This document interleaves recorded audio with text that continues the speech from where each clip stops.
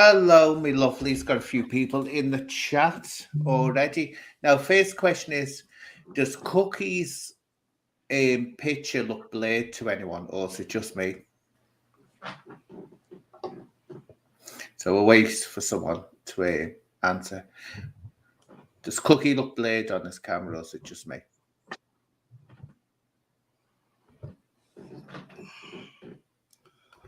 Do you know what? They're so quick to answer, aren't they? Mrs. Magpie, is Cookie's picture blurred or not? Do your job and answer immediately. Do you know what this is? The staff now, they just, yeah, pictures blurred, but so they were out because Cookie was trying to say that it was me, making out that I'm old and decrepit and can't see properly. You're all right though, Cookie.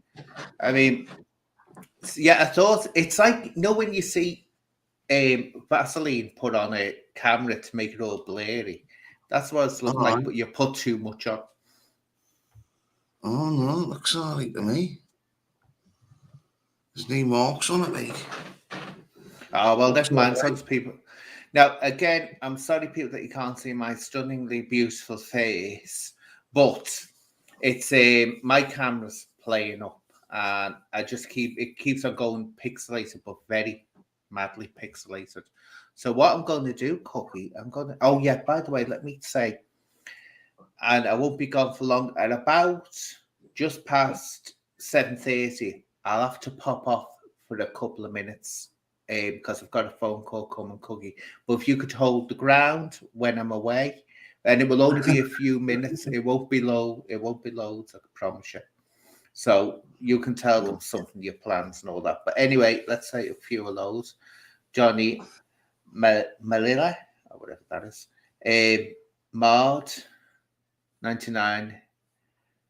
HK, Carol, Dark Wizard. You have to be careful, you know, Gary Taylor, because you know, one, it was always all right with me. I won't name her. She was great. I thought she was brilliant because I actually did to miss one of her questions once in the chat when it was busy. She freaked out. Absolutely freaked out. And I tried to explain, said, you can't see every question all the time. I said, when you're doing a live, because you concentrate on saying, oh no, that was no good. But anyway, she's gone because she got blocked because she was being abusive. But it's sad because she was all right. I liked her. But that happens. Anyway, we've got Cookie from True Crime Adventures, and you've been having adventures lately, haven't you? You've been going into ye wilderness, haven't you?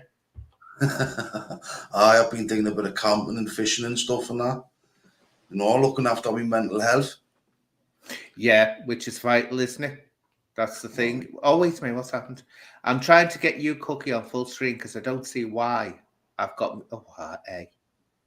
What's going on here? What I'm learning all this. No, that happened. When I do that, I go on for some reason. Just experimenting. Yeah, I wanted to get you on full screen, but I don't know. Picture in picture now. Cinema Outlook now. Oh, I don't know. I was going to put you full screen, Cookie, because no point just seeing that after you me all the time. But let me, or I don't know how it does. I've seen other people doing it. I think that's a good picture, you. Oh, that's me as a little angel. As a little cherub, cute little cherub. So yeah, so you've been out in the wilds, haven't you? And having a good time fishing and all that. I am going to post a couple of videos tonight. I've got a couple ready there. And I'll have one ready tomorrow. So but I've just been chilling, enjoying myself, not forgetting about the YouTube drama and just chilling, you know. Yeah, because it's that's it. It can get overpowering, can't it? So it's anyway. Wait a minute, Cookie. I think I might just let's see what happens here. Hey, there we go. Did it? There we are. Now all people can see Cookie because no point seeing that little lovely me there. So yeah. So what? Just explain what you did. You went out with your family, didn't you? You didn't go on your own, did you? No, I went with three of my pals from the area. We went up to Loch Ken. We done some pike fishing for 4 nights, and we had a good laugh. Aye. Then See, when I come back, I went back out again on my own. So, well, God's been. Do you know, I've never had when I was very small, had little, not camping, used to build like little dens, when my cousins were down and we go and sleep in the little dens. And I used to love that. God, when I think we'd have candles and everything, it was a death trap for children so young. But people didn't think that way then, did they? But no. I'd do it. And do you know what I used to love cooking? Waking up in the morning and it would be dewy and you get that, even though it was cold and uncomfortable, it was that beautiful smell of freshness and morning. But you only get it if you've slept out in it, don't you? And you wake up and you feel like you're totally cleansed. So yeah, it is. It's a lovely It's very, feeling. it's very tranquil, and when Yeah, it's just being under the canopy in the woods, and you've got your little campsite up, and you have your cups of coffee and stuff and that. It's just really tranquil, and it gives you time to reflect about things, put things into perspective, try and see things for what they really are, And I think I've needed to do that with all this YouTube drama over yeah, the last 4 weeks or so, because I didn't want to cause any dramas for on the streets and stuff and that. So I yeah. just need to put my heat up. I planned on doing it in any case, so why not? Yeah, definitely. Why not? I mean, I'd love to do it sometime. When Mhm. when I get my head right, I've actually got a camping stove and everything I've never used, never ever used. So, and it's a nice one as well, no double ring and a toast and everything on it, but never actually used the thing. But yeah, I keep on saying I'm going to do it because it's that nice special feeling, isn't it, that you're away. But I think it's essential not to use technology when you're out. Maybe film a couple of films, but Aye. then it gets switched off because I think that is counterproductive if people are on the phones and all. You can't escape now. This is the problem. And I reckon that's why we see more people with mental health issues. I mean, there's always been mental health issues about, but now everywhere you look, there's mental health issues. Mhm.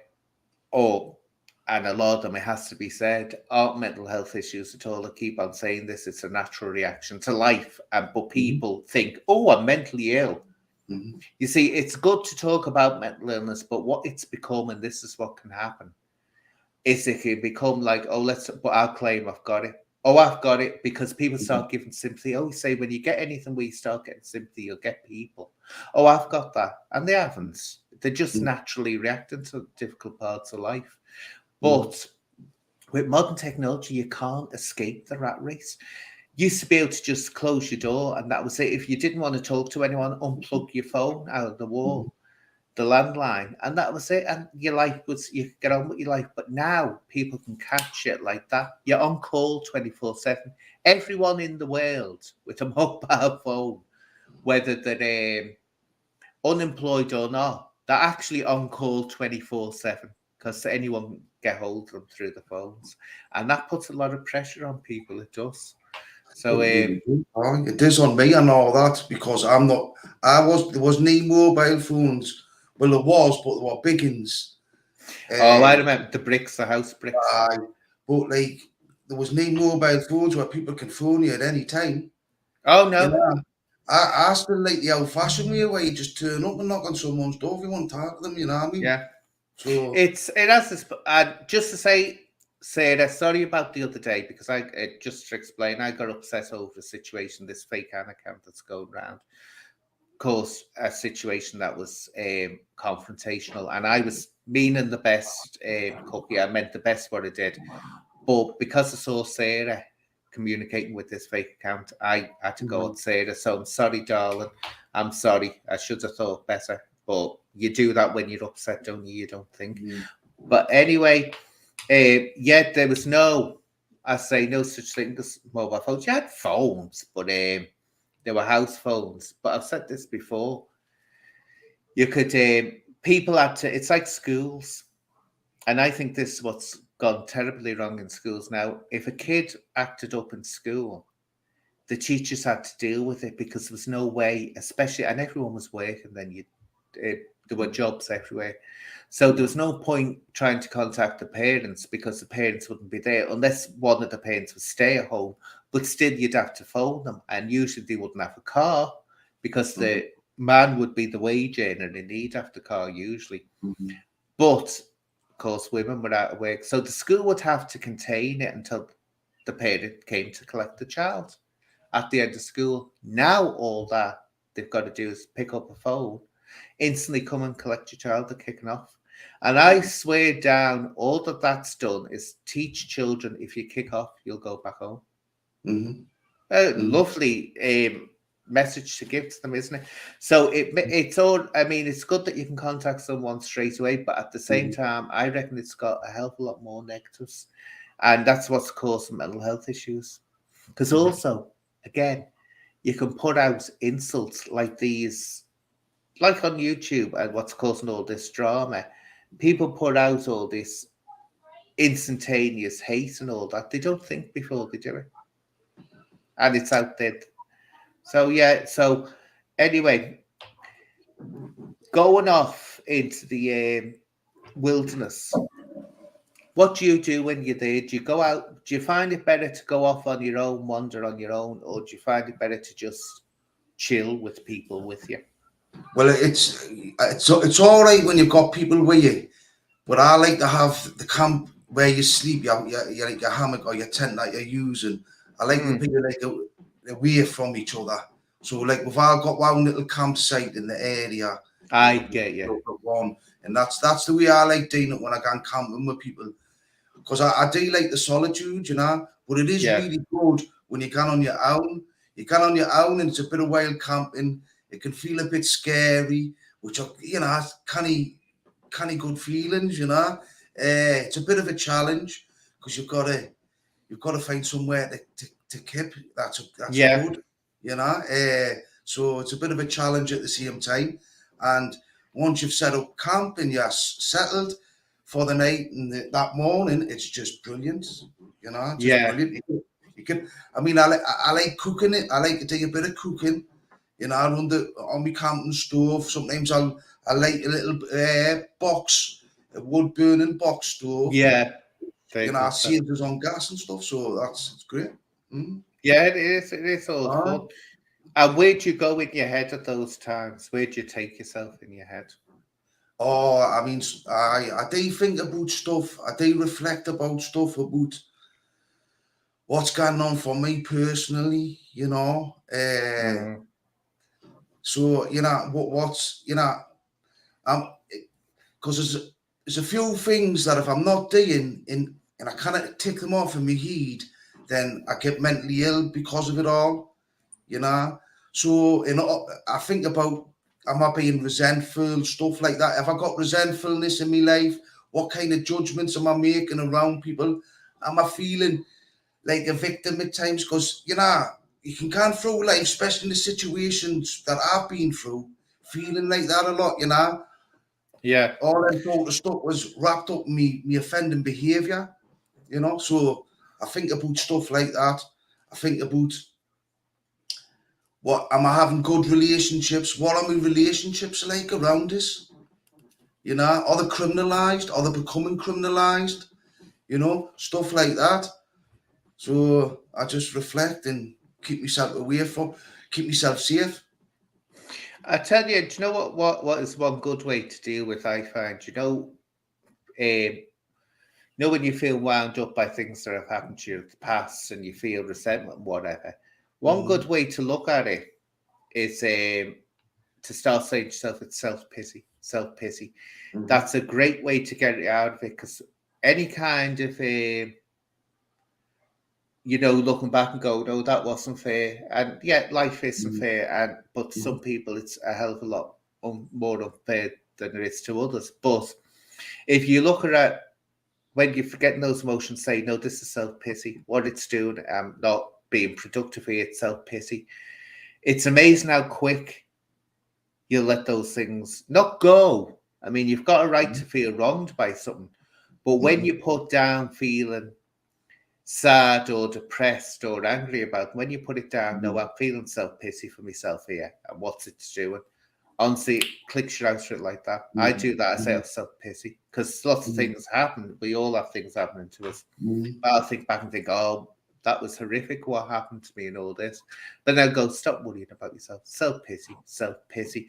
And I always say this about people, you know, who have done wrongs to others. And you talk about criminal acts or then when people start going, oh, I feel, you know, I feel resentment, I feel remorse, which is a good thing. You've got to feel that remorse, you've got to feel resentment. But once you get to that remorse and resentment, what people tend to do, which I think it annoys the hell out of me because it goes down the wrong avenue, they'll turn around and say, oh, but I feel remorse now, so that means I'm forgiven.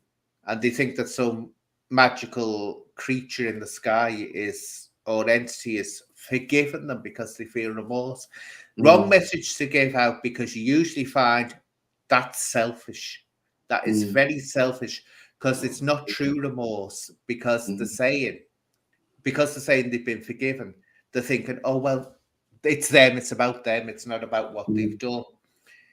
The way to deal with having done wrong to people and to deal with those feelings of intense grief, and which it is, remorse is grief. It's like losing someone. You've lost a part of yourself that you know you can't change, and you don't like that part of yourself. Well, what you do is you say, self-pity, what can I do productively to help others? Or what can I do to put right these wrongs I did? That's a different approach. Not I've been forgiven. Selfish, totally selfish. And that's why I say, if you say to yourself, self-pity, if you start feeling depressed, Steve, just try and say, it's not so much that, this is the thing I'm saying. I think it's dangerous. In not all cases, but in some cases, especially when you're talking about people who've had, I'll use the word criminal, Steve, background, because actually a lot of people do bad things that never get a criminal record. It's whether you're unlucky enough to get caught. That's what a criminal record is. But to me, what you see, if you look at it, Dodo, if you look at it on YouTube, and you'll see this, and especially with these spiritual, oh, hallelujah, and all this, not just Christians, Buddhist spirituals, whatever they are, and that the Lord forgives, or Krishna forgives, or whatever you want to call it, you usually find that it's very selfish and they haven't changed. They may stop doing their offending, but actually they're not doing anything to put right the wrongs they've done. And it's very much about them. Look at me. Look at me. I'm going to change the world. Look at me. Look at me. And then suddenly, when something needles them, you suddenly find out that they're the same person, which you're not going to change yourself. But true remorse, to me, true remorse isn't about you getting forgiveness as an individual. That doesn't go into it. It's about saying, if I'm feeling depressed about this, if I'm feeling pained by what I've done, I deserve that, and it's self-pity for me. So I'm going to feel this pain, I'm going to feel this remorse until I do something positive. Well, I think the way I look at it for myself, right, is for me to have like proper forgiveness in my life, only I can bring that in properly. Yeah. Right? And the only way I can do that is by understanding what was wrong with us emotionally and my behaviour, that I had to find forgiveness.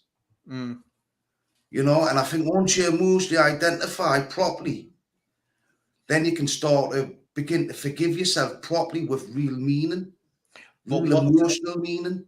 Do you know what I'm saying? What does forgiveness mean, though, Cookie?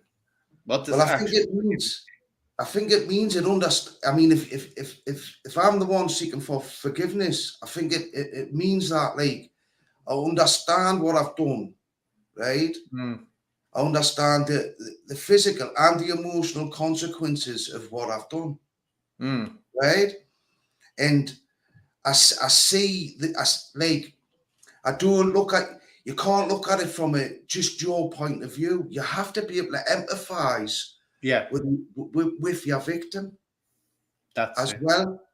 So and they come together, and that's the way I look at it. See, the word forgiveness, that's what causes the issue to me, because to me, forgiveness is I suppose how you approach it, it's a external thing. In other words, forgiveness is done to someone. It's not done to yourself. I know what you mean. What I think it is it's a coping mechanism to help people, move on, because you're either going to Right. be crushed Hmm. by it, You have or to. or Hmm. you got, especially if let's say someone's addicted to substances, if they're going to be wrapped up in hating themselves, it's going to keep them in that situation. So Hmm. they've got to move forward. Hmm. Well, DG's making a good point here. Understand the truth behind actions of others or yourself. Yeah, that's vitally important. That's what I'd say. And also, Because then you can emotionally identify with the true wrongs yeah, you've done. Then you see, yeah, then you can that's it. start your actions. Because then it's easier to maintain your actions moving forward, Yeah, that's and it. that brings the real forgiveness. It's making sure that you go forward. But I always say this: I say you learn to move forward and say, "There's nothing I can do about that now. I'm moving forward." But Hmm. where it does, it gets in my gullet, because I've seen the damage some people can do. Some people can do, and then suddenly God's forgiven me, Hmm. and it's like, go take a run and jump right up your own hoop. One, you don't know whether God has forgiven you or not. And actually, if you read the Bible, it's blasphemous to suggest you know what God thinks, because only a God can know what God's a God. So if you think that you know God's, or someone says, God's forgiven me, I know God's forgiven me. What you're saying is you can think like a God. And what that is in biblical terms is saying that you are a God. And what got Adam and Eve kicked out of the Garden of Eden?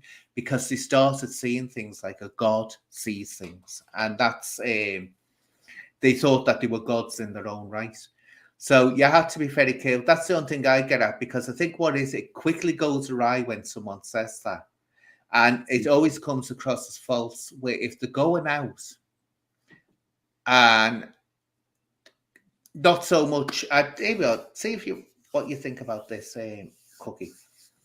Is it healthy or is it good to completely forgive you, or someone to forgive themselves Hmm. and not have that guilt anymore on them?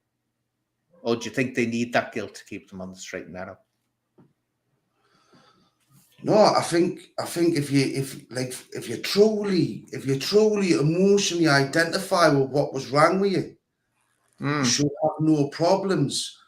Where you should have no problems with learning how to behave in a good way, yeah, move in a non-criminal way, moving forward. Yeah, you can start regressing. That's when your old resentments start to creep back in.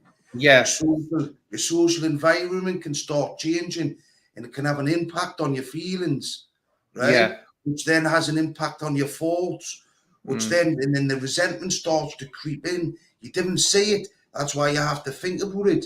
And the people like me have to think about it and look at my behaviours and my yeah, relationships around us to understand if I've got any resentment there towards whatever, mm. And it can be about anything.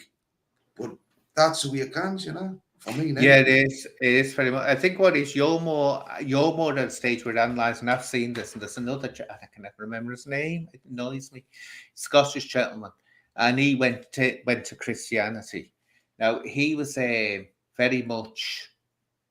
Um, he did all sorts. But if people can remember him, he opened a shop somewhere in Scotland. I'm sure it was, and he went into a gay relationship with another man. Then at some point he found God. But what he did, he walked right off social media, walked right away, and is doing like missionary work. And I never heard him once you know, he's just doing 100%, 100%. And I thought, well, there's someone that Mhm. really is in the mix, you know, that way they're doing it.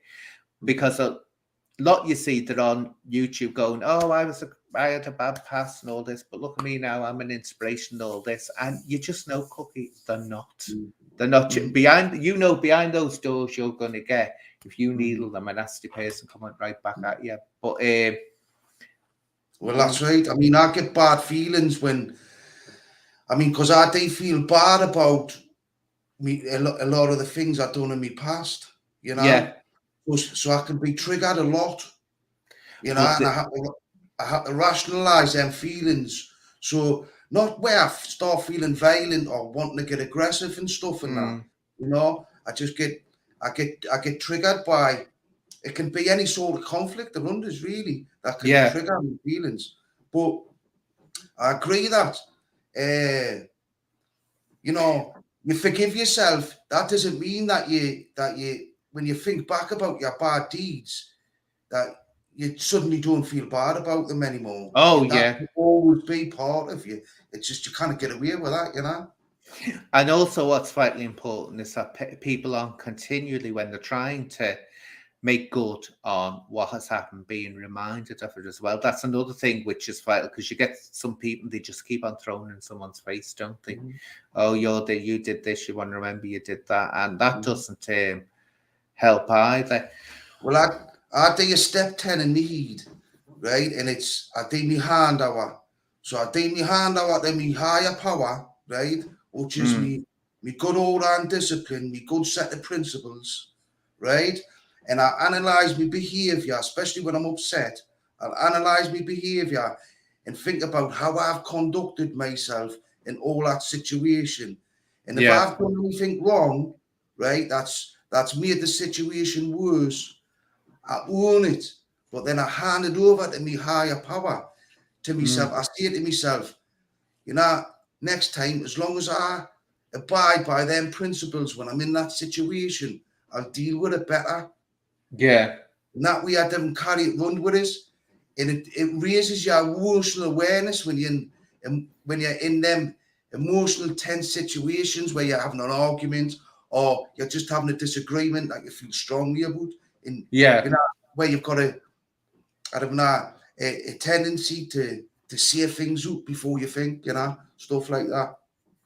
See, So that's, we all do, don't we? We all have that situation where we do things, and but us, act on an uh, impulse. yeah, that's it. You don't think it through, and it can happen. And you can never predict it. You can never um, predict it at all. But you know, remember one fella? Oh God, it's horrendous. American man on television years ago, and he was shaking, and when he'd be talking, he'd be going, and you're thinking, there's something wrong with this fella, and he was talking, and all the time he had the picture of a young boy, his son, next to him. And you think, oh, this is going to be a tragedy. His son was killed and all this business. Well, Christ, what a case that man literally descended by his own actions on himself. He was in Vietnam. I'm not going to describe it. He described what happened. And he said there was this young boy, and I'm not going to describe it, nothing Mm, sexual, but they killed this young boy. He was about 10. And it's mm, horrible. I'm starting to fill up thinking about it. mm, mm, And his son, he came back to America, left the force, of course, the war was over, and he had a 10-year-old son. The son went out and was shot in the head by someone. And he convinced himself, he said, that's because of what I was about. He didn't actually do this to this kid, mm, but he watched it being done and mm, didn't say it nor do anything. mm, And he said, that's it. He said, mm, he said, that's why I lost my son. He said, I killed my son. He said, years ago, and this is what I found so passionate and so horrific about it. He actually turned around and said, his son, by him standing there and watching this, and not thinking it was horrific what happened in Vietnam when he was there, he said his son was killed to punish him. He said, I mm, murdered my own son by my mm. actions. It's trauma. Can you imagine All that? trauma. Like, Yeah. That is post-traumatic stress, like the high start, I gotta say, one Yeah. of like a witnessing act like that. Mm. Well, Or this it. What kind of horrified. contemplate, You see, I'm what saying it hor- kind of contemplate how you would feel if you'd mm, actually committed an act like that. I mean, yeah. Thing is, though, Cookie, he didn't actually do it. He was witnessing it, and he didn't feel mm, bad about it. He thought it was all right. But what he said, which haunted him, he could never get out of his head. He said the child looked at them, right at all of them, as if to say, "Why, why?" mm, And he said he mm, couldn't get that look out of his head. And he said, mm, because he did that, was there and mm, stood there and didn't think that was something horrific. He said, I mm, didn't know at that time he said, I was killing mm, my own son at a future date for punishment. mm. Can you, I don't know. Humanising. I mean, he must. I mean, in that war, they must have Horrific. You hide just would, dehumanising people in where they're not humans, so they that's didn't it. feel like they're killing humans by the sounds of things. Well, that's what happens in the world, doesn't it? It Mm-hmm, humanizes. People don't become human at the big, and it's horrific what people will do to children in wartime as well. And mm-hmm, in times of peace, we tend to think of self as mm-hmm, superior, but actually, mm-hmm, once that dark nature takes over, mm-hmm, and we suddenly realize one thing: we're vicious apes. mm-hmm, And it's hard to believe are we getting spiritual when things like that happen, because the things happen now, Cookie, around the world all the time. We don't realize how lucky we can be in this country, no matter how bad it is at times, because there's things that happen in other countries. And it's like, my God, yes. Mm-hmm, horrendous.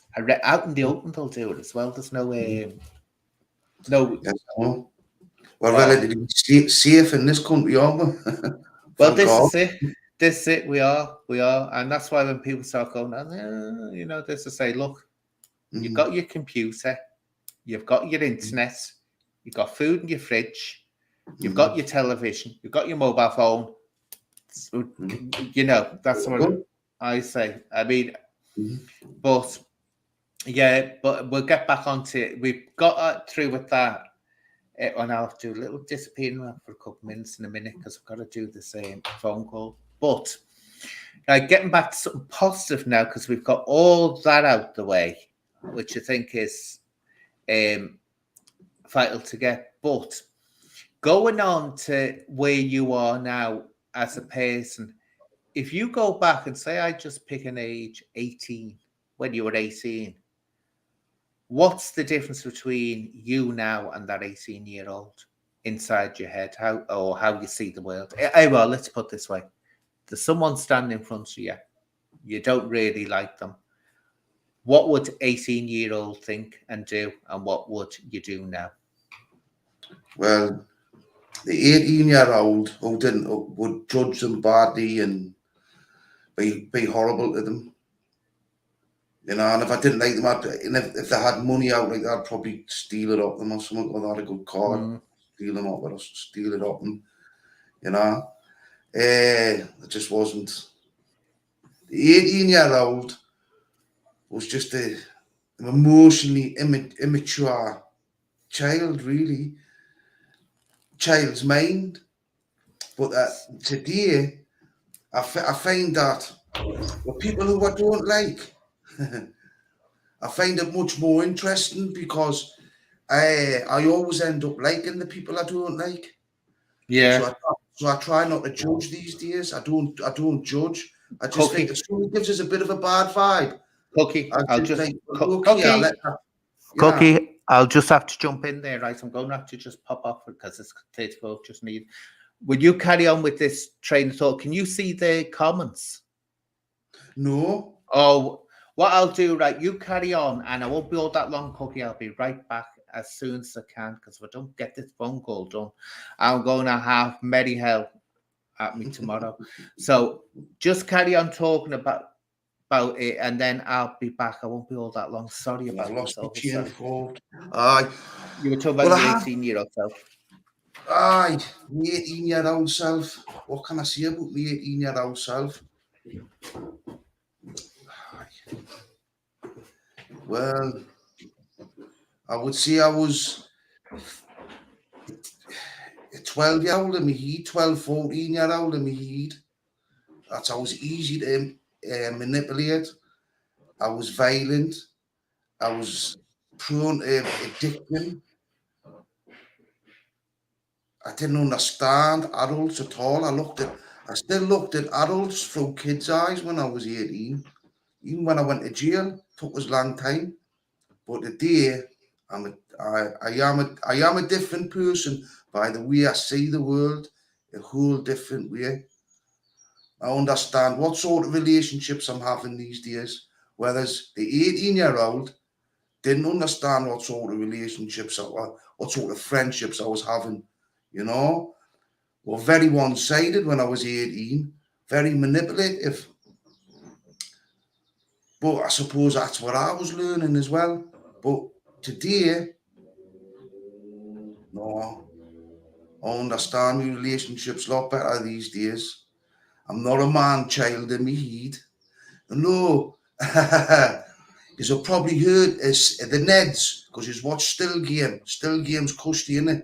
So, Still Game in the court, you see the Neds coming up and they've got their cans of lager and all that. Well, I call myself a SNED, a senior non-educated delinquent. But I'm senior now, so I'm much more sensible. I got much more emotional maturity, and I make better decisions, and I didn't reoffend. Back then, when I was 18, I used to commit, I don't know, about 5, 6, maybe up to 10 crimes a day. In the wild, petty crimes, or stealing cars and stuff like that. But I always, from the moment I got up to the moment I went to bed, all I thought about when I was a teenager was stealing, criminal stuff. These days I don't.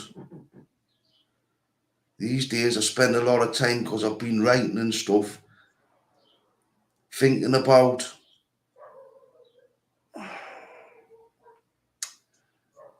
me offending behaviour, how I just walked down all them blind alleys, not really understanding what was at the bottom of them.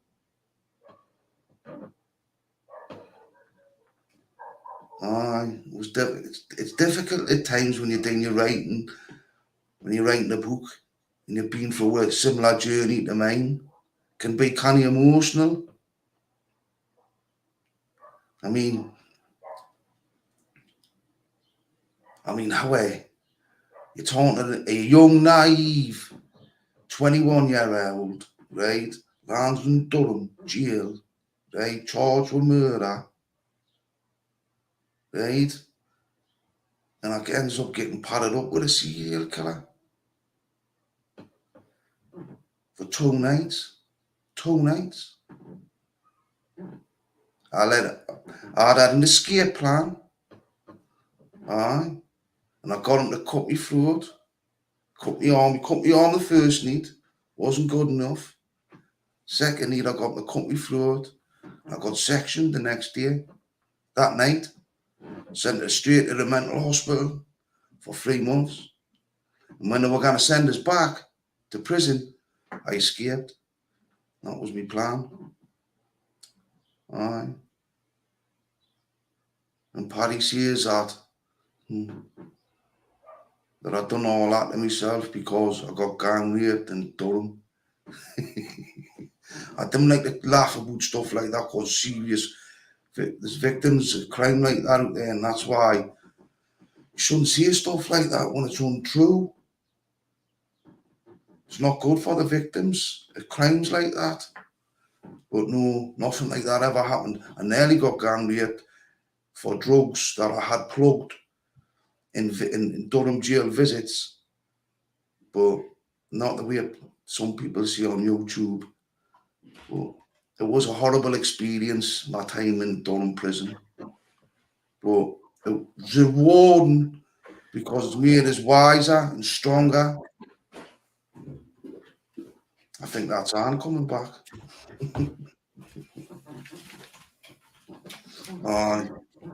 Back again. Hello, Anne.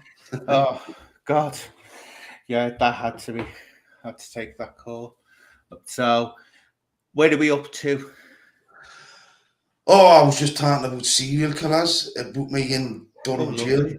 hospital, and and then I didn't get gang raped in Durham. Oh, does that? Do you know what I can't wonder? What I wonder about this, right?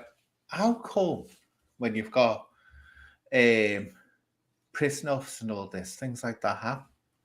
Hmm. I can't work it out. Are they just standing there ignoring it happening? No, well, what happened to me is that somebody come up on a visit, right, and give us loads of cannabis, loads of balloons of cannabis, Mm, right? So on the visit, there was other criminals watching us, right? And yeah, they watched us plug me cannabis.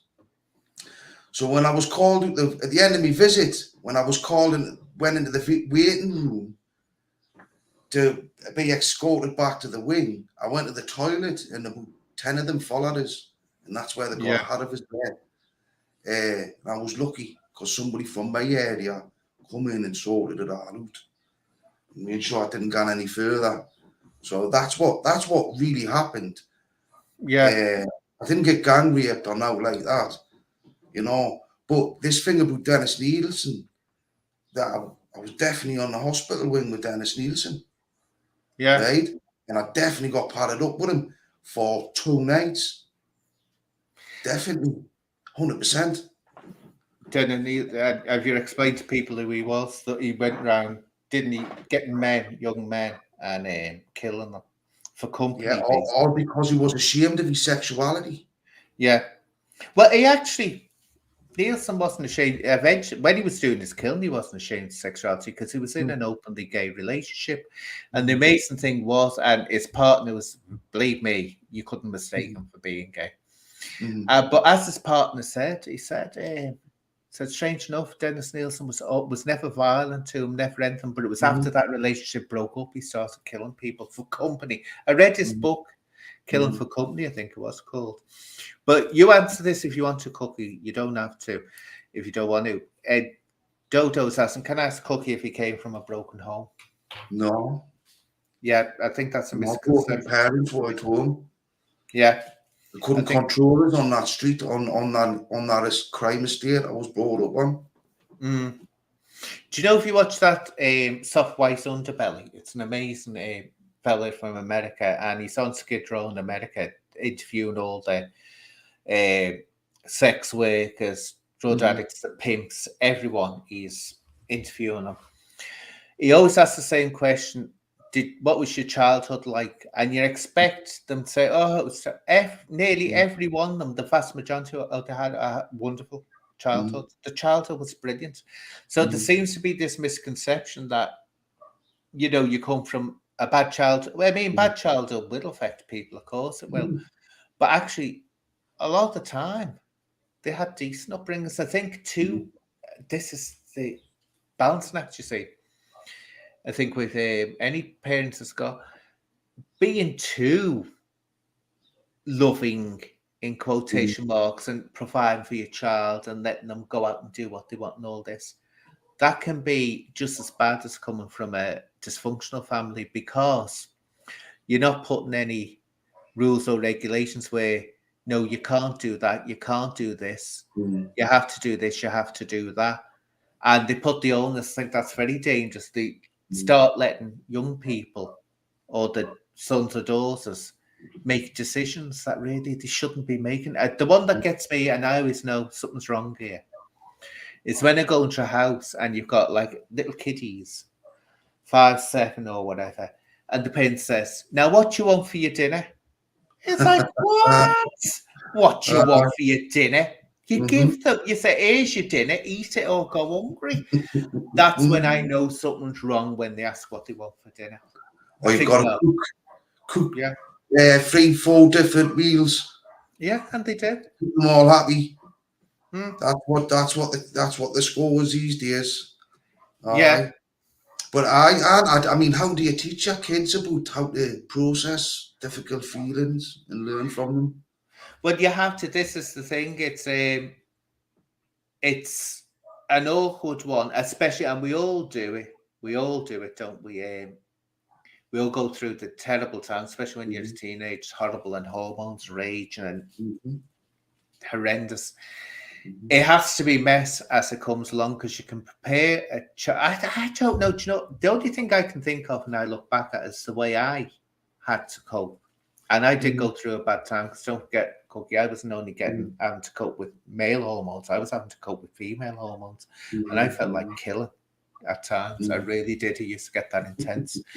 But even though I felt like that, I was in a position training, and when I was working, I had to be ready to be. And when you're a ballet dancer, you have to start off in the morning, 10 o'clock in the morning, you start your routine. Then if you've got a performance in the evening, so your whole day's taken up, and you can feel as crap as you want. And I've said this, you can feel like you're depressed, wanting to hit the floor, destroyed.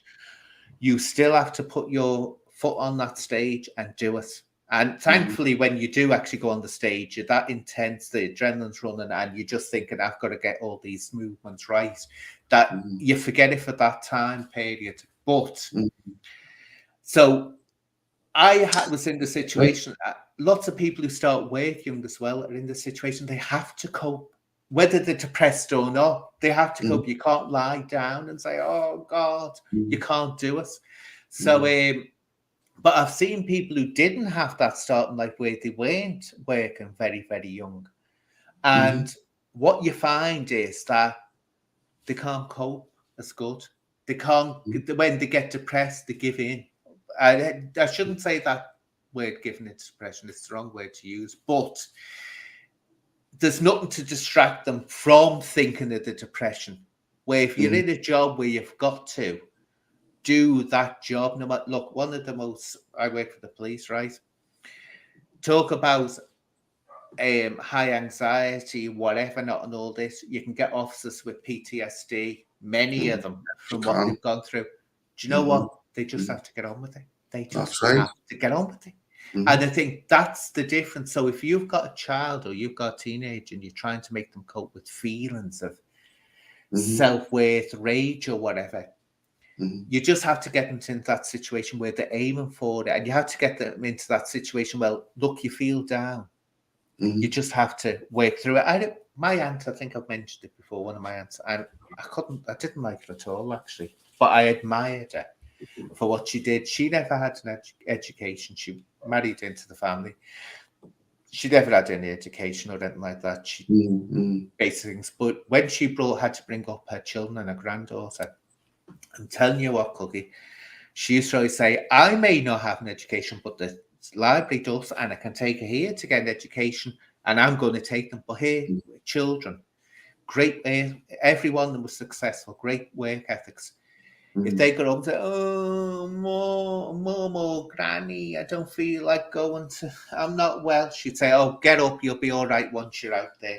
There's no excuses, they were out that house. And that was, I think, the sign in it. But I think if you're going to have your child calling the shots all the time, and that's where I say, that's where I say, Cookie, sometimes people mix up love, and they say, oh, by letting the children do things, letting the children express themselves. No, it's not always a good thing to be expressing yourself. Sometimes, well, that's right. Yeah. You got to look, I mean, look at it. With me, I learned how to act out. Yeah. Me acting out helped me deal with my bad feelings. So I can't steal. If I had an argument with my parents, a really bad argument with my ma, because we had some bad arguments, especially with the way I behaved and that. She didn't agree with it, and I'd go and she'd kick us out the house, and I would be feeling totally ill about it all. And just because I was feeling like that, I'd go and chow a car and go and join the car, and that would make us feel better. And it got to the stage where, you know, anything that I was feeling depressed about, I'd use crime to help us to make us feel better. It took my mind off it. I thought I was doing something that was helping us, not destroying us. But that's how delusional I was. So that was crazy. But acting out, that's what you do when you're teaching it. I mean, I learned how to act out and acted out in a bad way, me, when I got older. That was your rush, wasn't it, doing that? But it's interesting what you say about your arguing with your mama, right? Do you know what? That wouldn't even cross my mind. And that's another thing which I think it was. I was brought up, you don't question your parents. You never ever question them. And remember, I never ever, and I wasn't the only one. I remember other people. I mean, it might have been more prevalent in the 70s when I was growing up. But you didn't think or question your parents. You just didn't. And if any child did, or child would say, "No, I told me old man this, that, and the other, Trev off and all that." That was the worst. That was the worst. You'd see people's faces dropping. It wasn't acceptable back then. And this is another thing. People. I never swore at my parents or told me ever. It wasn't until I was like in my teens, 16, 17, and I was totally criminalised in knocking around with like naughty people that I started like swearing at my ma. I swore at my ma canny few times within my arguments and that, you know. And they were horrible arguments. And I always look back on the man with a lot of regret inside because I had resentfulness against my ma and she was just struggling, trying to help us. And that's I had no resentment for her, you know. But what do you think? I say, Kirsten was a no-no in my family. No. I mean, it was just wasn't an acceptable thing. But what do you think now would have stopped you going down that, being disrespectful to your parents? Because I think it's a cultural thing as well. Here, dear. I think I mean, I was always respectful with my parents, right from a child. But I did. When I got on as soon as I went on the street, they couldn't control my behaviour, and then I'd get called in and I'd get punished for locked in my room for 6 weeks at a time, you know. The thing is, well, wait a minute, Cookie. You're not answering the question. You're saying what you did. What I asked you was, what would have stopped you doing that that your parents could have done? What do you think now as an adult? Say that you've got a child in front of you and you think, I'm not going to let them get to that position where they feel comfortable doing that in front of me or talking to me like that. What would you think would be the thing? Well, no, you've got to have the time with it for the band now these days. You've got to have a bit more time and explain things, and you've got to be I would be consistent with how I explain things, so I can build a relationship with the band that is got good solid boundaries there, but where the band can talk about things to us properly. By the way, because if I look at, because when I see with the kids, you know, when a kid's been, one of the bands has been disrespectful towards us, I'll turn around and say, hey, don't talk to me like that. Do I ever talk to you like that? Do I not do kind things for you? You know, when they won't do stuff for me, because I always make time for the kids, you know, and I always explain as well. I don't just tell them off. I'll explain why I didn't want them to do that, and I'll use logic to do that. Well, you see, this is where This is where I differ from you in that I wouldn't explain, and it was never explained to me as a child why I should behave in such a way. It was, you will behave in that way, and parents didn't then sit you down and explain. It was like, this is what you do, that's acceptable. But again, as I say, a cultural thing, everyone else was doing the same thing back then. That was the standard. And I have to stress as well, which wasn't a good thing about those days. I'm making it sound like it was all wonderful and perfect. It wasn't, because that was the days as well when you could beat the hell out of kids as a parent if you wanted to. And nothing could be done to you. So, or it was expected that you give your kids clouts and all this. But I think the thing is, when people sit down, children, like, all right, explain to them, don't put your hand in the fire. Don't go talking to strangers, because it's a dangerous thing to do that. Not all people are nice. You can understand that. But when it comes to cursing or it comes to answering your back, I think it's counterproductive to explain it to a child. You just say, no, you don't do that. End off. No argument. You don't do it. And that's the end of it. I'm not going to explain to you because I'm the adult. I don't need to explain to you. You're the child. You do as you're told. Don't do that. I'm the parent. So that's the way I see it, and that's why I think I grew up not even. It never entered my mind to, and there would be times I think, oh, especially with my papa, I think, why, I don't want to do this. Why do I have to do this? Why can't I, have time off? Why can't I do this? I wouldn't even dream of it, Cookie. I wouldn't dream. It didn't enter my head to do it until I was older. And I thought, why didn't I question? And I thought, why I didn't question? Because I was brought up not to question. But yeah, I think too much of this, there's too much labels. And this is where I think it goes right. To me, a child and a parent are not best friends. I hate that as well. She's like my best friend, my daughter. No, you're the parent.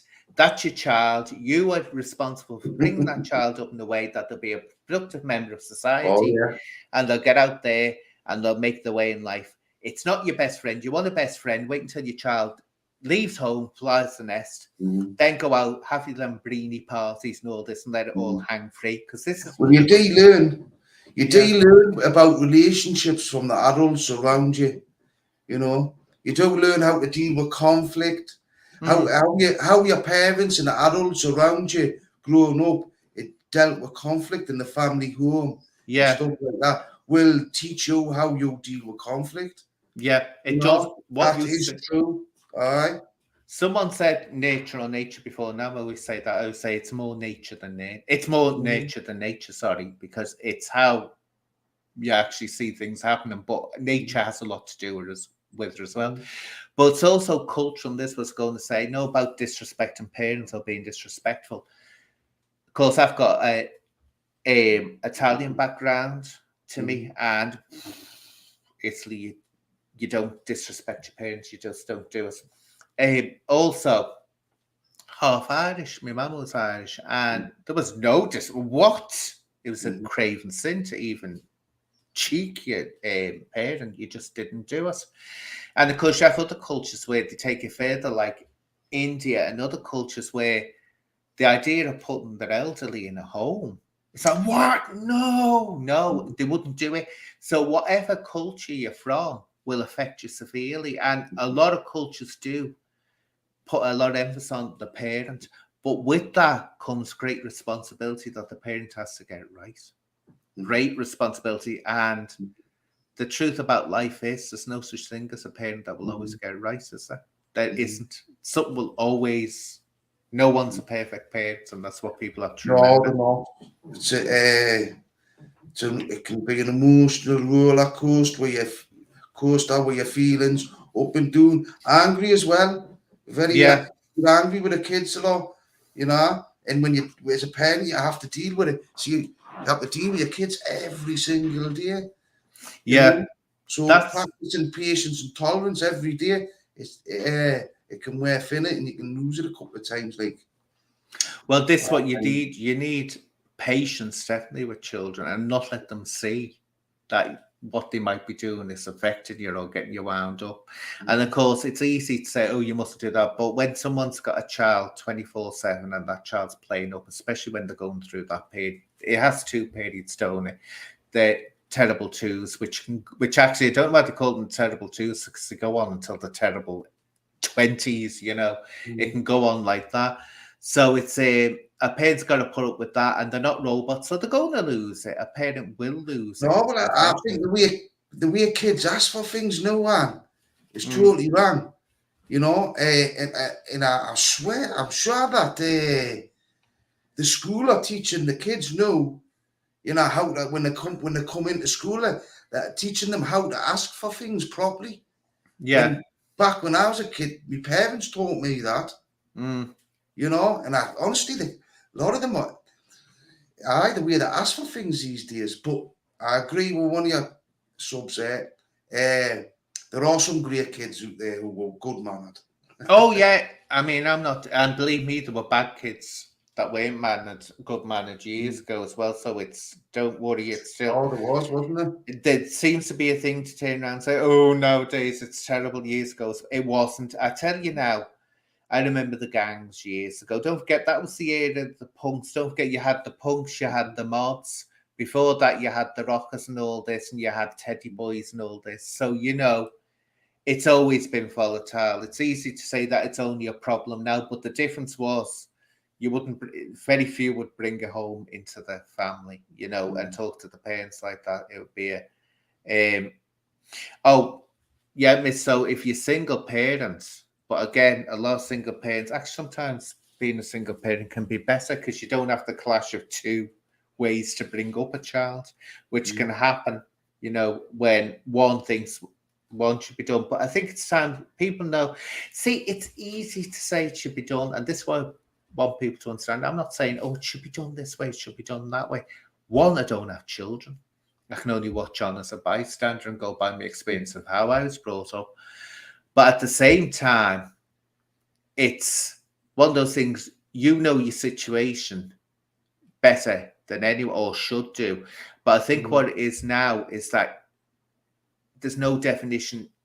Definitely in the past, which I think was a better thing, you were a child, then you became a teenager, then you became an adult. But now you're a child and you remain a child for the rest of your life, trapped in an adult's body, a selfish child, demanding child. That's where it's going become wrong. a man child or Yeah. I mean, the kids have got a lot more pressures with the social media, and it's a lot more risk. I mean, I didn't fully understand what the consequences are about social media and stuff. I mean, the police, anything can be reported on Facebook about your social media and what my kids, now when my kids are young and that, and they see stuff on social media, and they have all these conflicts and these trolling going on. I mean, when it's reported to the police, even if it's not deemed a hate crime, it's still logged, so that later on, when there's a DBS check done, an enhanced one done, your social media and that can wreck your life. Oh, definitely. Well, we've these seen young that. kids and that. Well, it's terrible, like, these days. Well, this is the problem, and I've often said that, and Pressure. you see old people doing it on media. I don't know why people do it, because they're just storing up future trouble for themselves, because the world is evolving in a way that's cancelling people out, as we know, for things they've done, where you can't hide it now. And you get people coming out with the most vile, and this is adults, this isn't children, vile, disgusting things.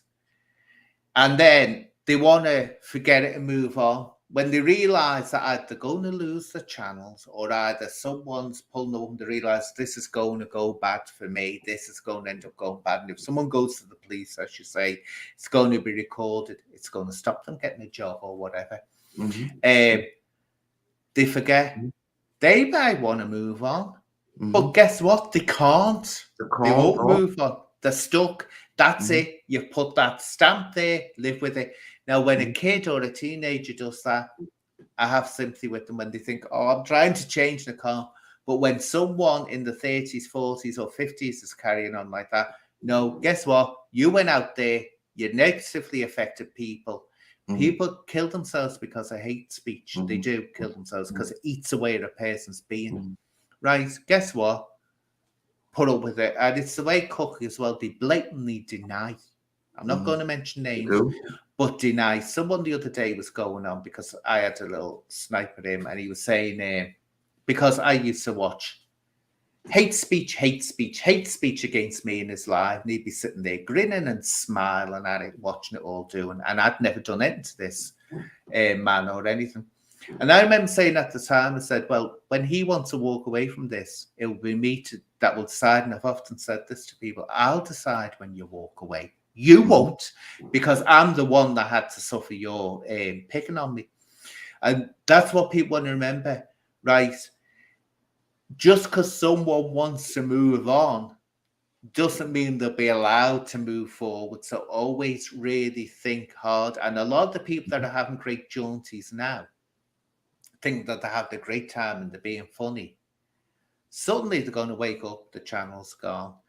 Or something's going to happen. Someone's going to get fed up and report it to the police. They're going to have the police at the door. It's going to be recorded on the, as you say, the DBS check. And that's it then. But they've only got themselves to blame. But a kid, a young, or someone in their early 20s, you know, you think that's unfair because you are learning. You're learning at that. I would have get apparently it all goes down. I mean, the police, they investigate non-hate crimes, non-hate crime speech on YouTube, and they say this, especially when there's been loads of allegations made with bullying and stuff like that, you know, and it all gets logged, and future employers definitely, when they're doing enhanced DBSs, can get access to it. Well, what you've got to be careful of as well is when people, someone said this the other day, it was saying, what's his name? Oh, Making Gains. And he was saying, you know, they won't do because he got burgled. They'll investigate, you know, hate crimes or hate speech, on Twitter, but they won't investigate a burglary or whatever. You know, if you burgled, it's horrible, it's nasty, but you can replace it. If you're the victim of hate speech and hate crime, it can have devastating results on you. And someone said their children killed themselves because of this going on. What it is that people are on this myth, and this is the media that's on this, that the police are watching all these comments and running out there and actually pulling people for it. Do you know how hard it is to get the police to do anything more than log it? And that's it, Cookie. There's a myth there that the police are running around grabbing everyone for hate speech. No, they're not. They log it. They log it, so it has a detrimental effect later on in your life. Yeah. Especially if you're young. It's not so much bad for people like me, but like it's I mean, cyberbullying and getting bullied and stuff and that online. I mean that's it's like a totally different crime to burglary. I mean, because you know what they used to drum into me, because I was a proud burglar, you see, and a proper proud burglar. I mean, I didn't burgle people's houses. I did, but it wasn't what I liked to do. I liked to do commercial burglaries and stuff like that. But I had burgled some people's houses. And what they used to hit me with was that people who've had the house burgled have had that, it's been that intimate space in the house that's been violated. Exactly. You know, it brings up painful feelings, you know, and that made me feel disgusted. Yeah. Feeling good about burglary, you know. It's like, so I can understand why, who was it? Making Gains feels, because somebody's been amongst his personal space. Oh, I can understand it. Violated emotionally by getting burgled. Yeah, I can understand it, right? What he's saying, and I'm saying that, but it's the way that what I said that for is because he was saying that somehow the police are ignoring that and running around curing hate crimes. They're not. Take from me, people. Behind the scenes, I deal with people who are victims of hate speech and hate crimes, not just hate speech, right? But hate speech is a crime. Let me stress that, people who can actually be put in prison for it. Now, but people are under depression. It isn't. And don't believe what the fools are doing when they're going around in the decals with the rainbow flags and all this gay pride. It's all bump. It's like everything with the police, I'm sorry, and governments. When they start saying they're for this, for that, and they're doing that, you can guarantee they're not. They're just doing it for effect. And they pay places like Stonewall, the gay rights organisation, they pay them to get good publicity of them. But talking about burglary and all that, you said something very, very interesting. As I say, it's the people will say that it's not the things that have gone that, unless it's something really that can never be replaced, something sentimental. It's the fact that someone's been in there. And what do you think of this, Cookie? Anyone that's found guilty and they know that they've burgled someone's house should be paraded up and down the local area, totally naked, so that people can stare at them and say, right, and they can actually, someone with a stick goes, you know, if it's a man, so you can see under the wee, you can see, say, bend over, let's see your hole, let them all see your hole now, come on, let's invade your privacy now. I wonder if that would work to stop it. Well, it happens it does happen when you go into prison, mind you. Yeah. Aye. Oh God, yeah, it does, doesn't it? Yeah, Mhm, did you was. mhm, But I mhm. remember a fella years ago. There's a big kick-off, wasn't he? His employee had an employee, and the employee did something. I don't know if it was he robbed or something, but actually put this big plaque around the employee's neck and led him down the street. I'm a dirty thief. Something Oh. like that he Oh, did. but I, it's, you know, I kind of see how it wouldn't help you own your bad behaviour. But Oh, mhm, Dodo said something here. She's coming up with really good ones, which is worth mentioning. The school's policies for bullying is old and out of date. I researched it, and I tell you another thing that's dangerous, very dangerous, and this is new. This has been going on for decades. Is like happens in all big organisations when the school doesn't want to admit that bullying goes on. So when a child is being bullied, they'll do everything to cover it up and to push it onto that the child's just mhm, making up lies or the child's not being. They cover it up. So Dodo, you're right there. It's not only out of date; they just won't admit it's going on in a lot of schools, and because of that, because they don't want the image tarnished, mhm, that is what happens, and it's absolutely disgusting that they do that. But they do that in a lot of organisations when bullying is going on. They cover up; mhm. they won't admit to it They do because, cover it up. yeah, they do want a legal case going on at them. Do they? Mhm, And prisons as well, and mental health units. You know where people are kept in mental health units. If they get mhm, injured, they can have an absolute hell of a time getting medical help because mhm, the unit doesn't want or the prison doesn't want to admit that it mhm, goes on. mhm, So they have to struggle to get any kind of medical assistance if they're injured because they don't want to admit that violence because mhm, they take it as making them look like they're not, which they're not doing the job if it's happening. Well, mhm, yeah, it is very, very disturbing. mhm, So to move on about, you've got plans. I heard you mhm. saying you were going to be going down the River Tyne, is it? With Aye, yeah, go explain that to people. aye. Well, I'm gonna just do some trips up and doing the Tyne, do a bit of fishing up and doing the Tyne, talk about some with some of my pals from the West End in Newcastle, and talk about what it was like being brought up on the banks of the Tyne Mm. from the 80s and 90s, because that was our era. And I mean, not talk about other people, just about ourselves and what we experienced, you know, because it was good. It was loads of good, but it we all ended. You know, when I look at everybody who I grew up with, a lot of them are either in a bad place or Yeah. just coming out of a bad place, you know. That would be very, very interesting, Cookie. Mhm, That's it. And you're going to be talking about how they've, isn't it? You're going to be talking about the crimes that they committed and the things mhm, that they witnessed as well. mhm, Yeah, so mhm. that would be absolutely Mhm. I fascinating. also, because homelessness and that, if I was struggling to understand because the mentality of what it's like to be homeless, and it Mm. really is a certain mentality. It's like, I've like sort of like experienced with someone close to this, and how their mentality changed when they ended up on the street, even though there was loads of help. Oh, yeah, some And people they want. didn't have to be on the street. Yeah. They still refused to hide that help in the face and chose to stay on the street once they had been on the street a while. So I've been thinking about spending some time, spending a week or so on the street. Maybe it's in London or somewhere. Yeah. Just catch a train down with a sleeping bag. Make sure I've got money for food and see what it's like surviving on the street in London for a week. See, the And thing is, what you have to be careful with London, right? A lot, and well, actually in Liverpool, you'll find it in Newcastle as well. Not everyone that's homeless is homeless, and they're on there begging, and that's why you have to be very, very careful because I used to see in London years ago. You'd be in the tube station, you'd be sitting down with the placards, and you'd see always look for the shoes to say, or see if they're hiding the shoes, because you still got a snazzy pair of sneakers on, a really expensive pair of sneakers. That's how you know.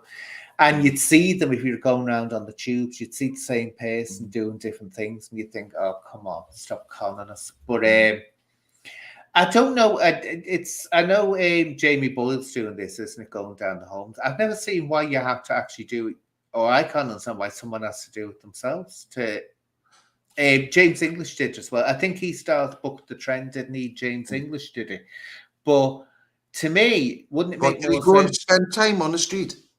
Well, who do you know? At the end of the day, Cookie Rice, who cares if James English or Jamie Oh, Boyle aye. has a rubbish time on the streets? That's not. It's just going to be, oh, this is interesting.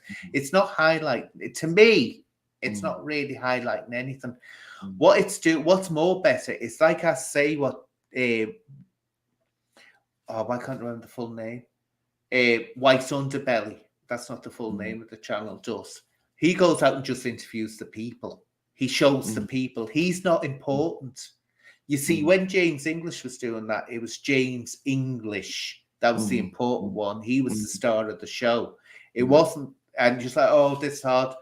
Tell us something new, James, or what whoever's doing it, it's hard. Well, I could have guessed that for myself before you did it.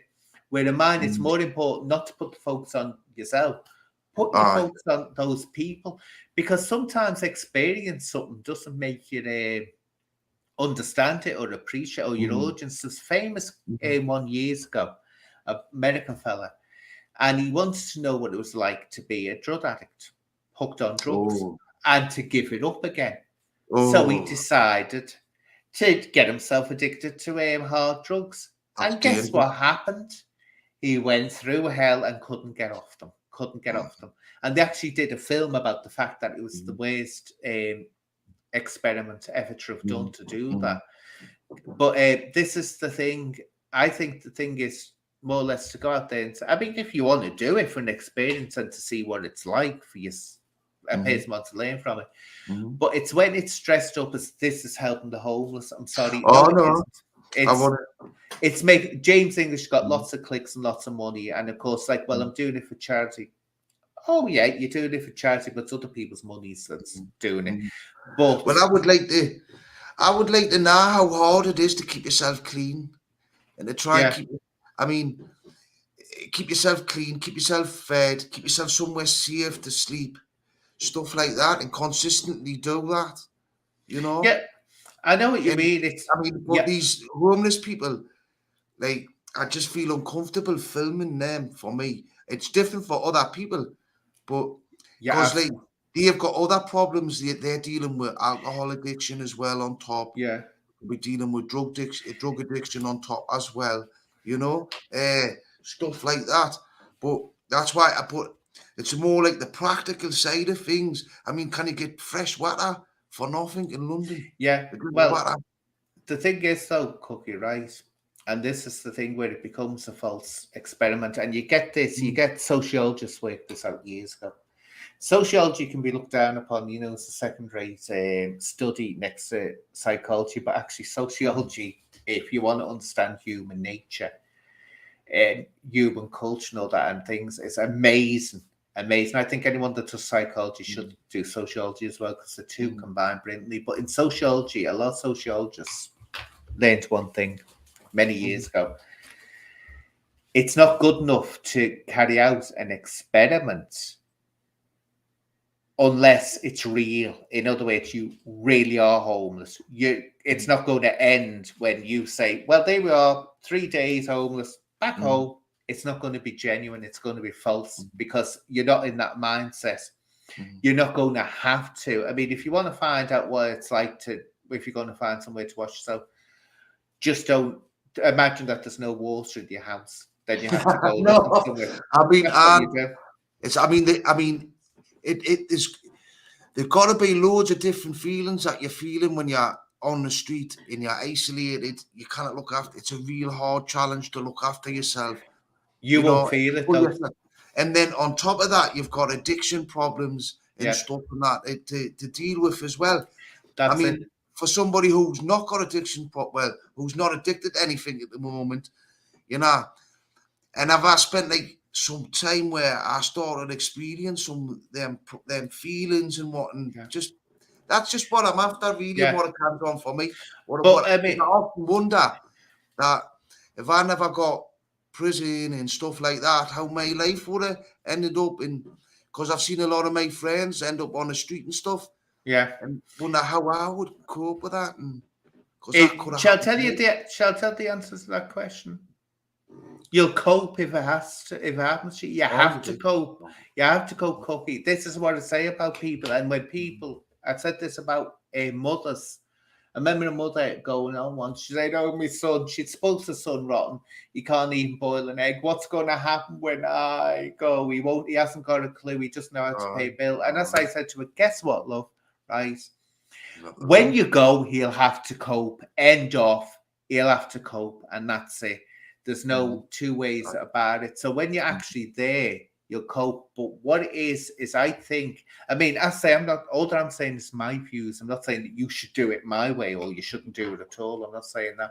But my view with things like that is that, one, it's taking the focus away from the people. You're not addicted to drugs. So you're not going to know, you're not an alcoholic. So, but when do you remember the Tory? I don't know whether I saw the Tory MP years ago. He went on benefits for a week. Went up to Benwell, went up to where I come from. Yeah, he did that. Did he learn anything from that, Cookie? No, he didn't. And I tell you why, because it was over way too quick. Now, someone says, if James English or someone like that says, right, I'm going to spend a year without a camera, well, only getting people to film me now and again, you know, then I'll do it. And I have to feel that hunger when I'm not getting the stuff. Then maybe he'll learn, but he'll come off it addicted to drugs, because that's the only way you can cope with it, or addicted to alcohol, because that's the only way. A lot of these people do have those addictions because that's the only way they can cope. Can you imagine trying to live like that? But it's you can get a sense of it. You can get a sense, oh, this is what it will be like. But the thing is, you'll never understand what it's like, because the simple reason is, oh, well, it's fully like, because it's not genuine. In other words, you know, say that you were really starved and hungry. You know, at the end of the day, if you're ready to faint or feel ill, you can put your hand in your pocket, or you can get someone to give you money, phone up, give me money. But those people don't have that luxury. They'd have to literally go out. And what did they do? They can commit crime. Which, if someone's starving, if someone is really hungry, they'll do anything to get food.